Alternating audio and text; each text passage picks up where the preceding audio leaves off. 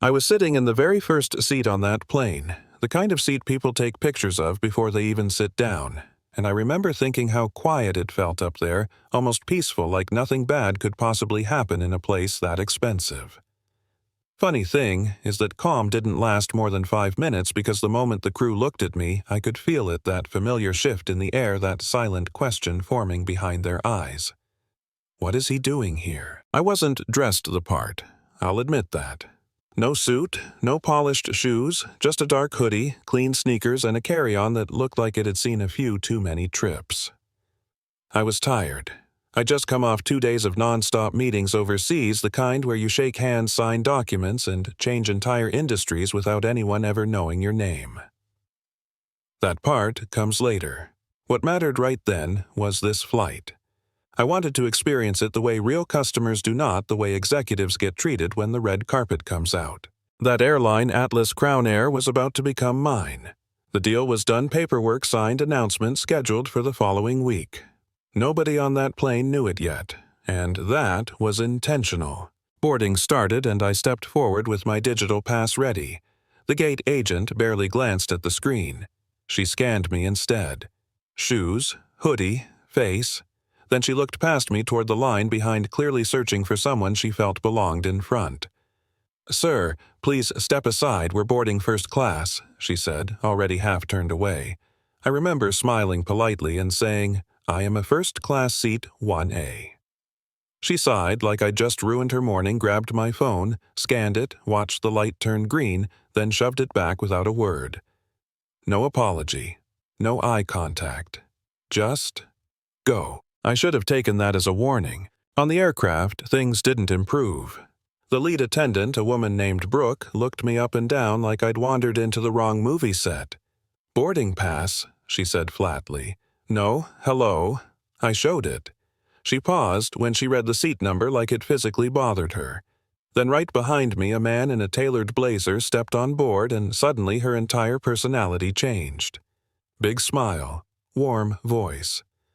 "Welcome back, Mr. Wallace. So lovely to see you again." She took his coat, hung it up, offered him champagne.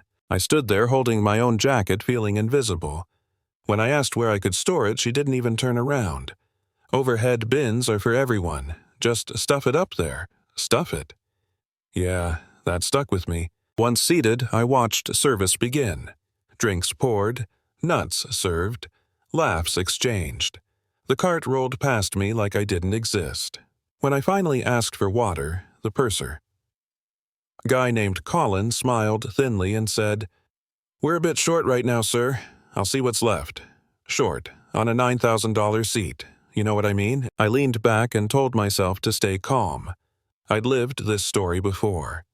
Different places, same tone. People deciding who you are before you ever open your mouth. Then came the meal service. I'd pre-selected a special entree days earlier, confirmed through the app, even got the email. Brooke stopped at my row, glanced at her tablet, and said loud enough for others to hear, "We're out of your selection. You can have pasta or chicken." I told her calmly I'd pre-ordered, that it was confirmed.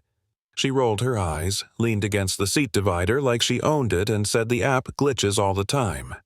When I pointed out I'd seen the meals loaded earlier, that there were exactly as many special trays as first-class seats, her voice sharpened. "Sir, you're being aggressive." Aggressive. That word, it lands heavy when you're just asking for what you paid for. She slammed a foil-covered tray onto my table. Economy meal. No plate, no apology, just dropped it like a punishment. I didn't eat it. I took a photo instead. Then another across the aisle of the steak being served with real cutlery. From the galley, voices carried. They didn't know I could hear. Brooke laughed. "Who does he think he is?" Colin replied. "Probably upgraded with points or something shady. Someone mentioned giving the better meal to the pilot. They joked about calling security if I kept complaining. That's when something inside me went quiet. Not angry. Focused. I tried the call button. Nothing. Tried again. Still nothing. I stood and walked toward the galley. Colin stepped in front of me immediately, crowding my space, lowering his voice. "You need to sit down. Interfering with crew is a federal issue." When I asked to speak with the captain, he smirked. That's not happening. When I said the word discrimination, he laughed and warned me about making accusations. So I went back to my seat, and I opened my laptop. I connected to the Wi-Fi, logged into a system only a handful of people had access to, and pulled up internal records. Crew files. Complaint histories. I sent one message to my operations director on the ground. Short. Direct. Get airport authorities ready. Board members too. Have documents prepared. The crew thought they were in control. That's when they made their worst decision.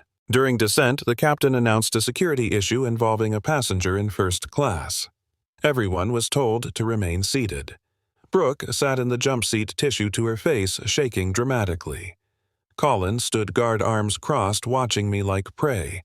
I realized immediately what they were doing. Framing me. Assault allegation. Federal charge. No discussion. When the plane stopped away from the terminal and police rushed on board, I kept my hands visible, my voice calm. Didn't matter. They cuffed me anyway. Walked me down the aisle, cameras out, faces turned away. Humiliation doesn't need violence to hurt. At the bottom of the stairs, just as they opened the cruiser door, a black SUV pulled up. A man stepped out, suit crisp, expression controlled. "Officer," he said, "that man is not getting in that car." Everything froze. Paperwork changed hands. Ownership documents. IDs. The officer's posture shifted instantly. The cuffs came off. I straightened my hoodie and looked back at the plane. "I need to go back on board," I said, "with witnesses." We walked up together. Police, executives, authority reversed. At the door, the captain tried to block me. He didn't last long. Legal documents ended that conversation fast. Inside the cabin, silence hit like a wave. I introduced myself, told them who I was, played the audio recording I'd been capturing since meal service. Their words echoed through the cabin. The jokes, the assumptions, the plan to lie. They unraveled immediately. Pointing fingers, crying, begging.